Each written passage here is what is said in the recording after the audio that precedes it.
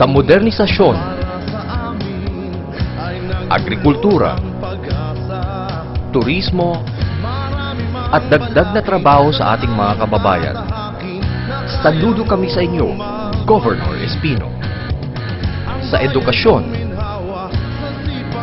youth development at kalusugan, at social welfare ng lahat, saludo kami sa inyo, Governor Espino.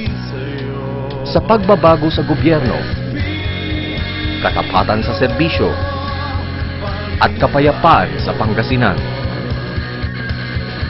saludo kami sa inyo, Governor Espino. Pangasinan, kay Governor Espino pa rin tayo sa Mayo 10.